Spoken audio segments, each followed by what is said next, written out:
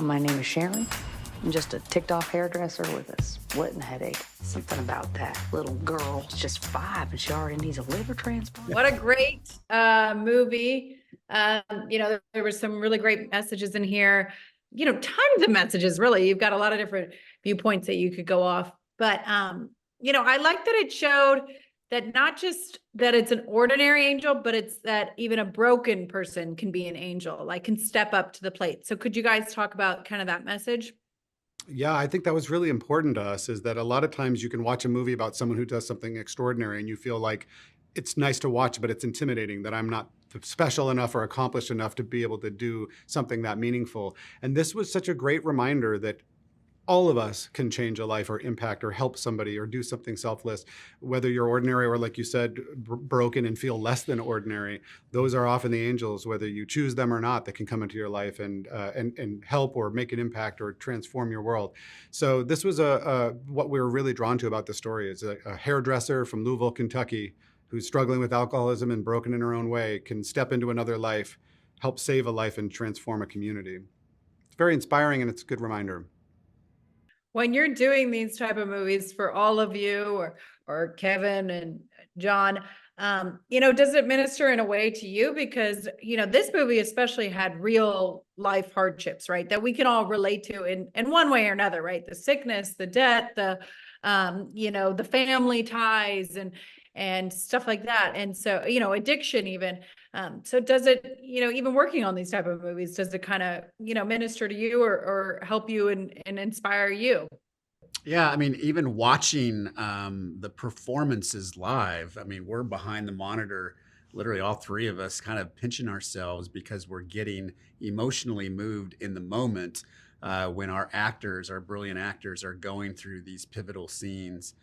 For me, definitely when Alan, he's by himself, he's up in his daughter's bedroom and realizes his medical debt is saved and he doesn't have to sell his house, and just that, it ripped my heart out as a dad, and tears kind of coming down my cheeks, like, okay, we're doing something that's very significant if it moves me emotionally in the moment.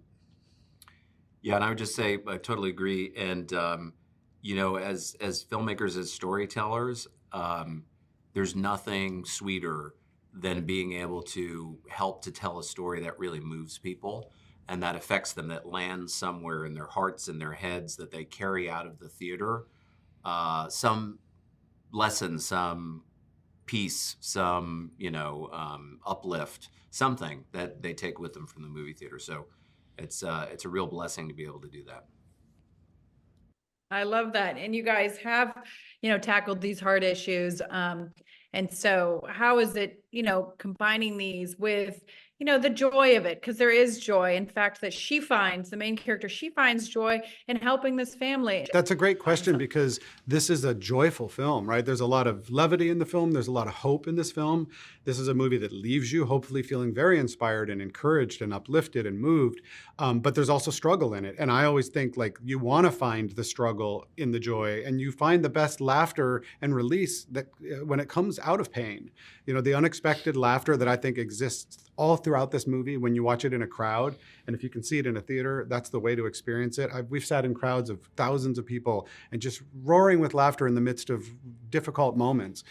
Genuinely, there's a good balance in this film. And that was the goal. We genuinely wanted to make sure that this would have uplifting moments of hope and levity all throughout, but didn't shy away from the pain and struggle, because that's all the real life stuff, right? That's what we experience, all of us.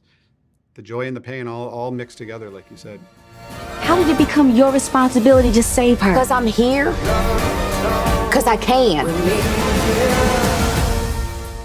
If you enjoy videos that follow your values like ours and you want to help us continue, go to movieguide.org/donate, because we're actually a nonprofit. You may not know that, but we're working in Hollywood every day to help families have more choices that follows their values. And also subscribe right now.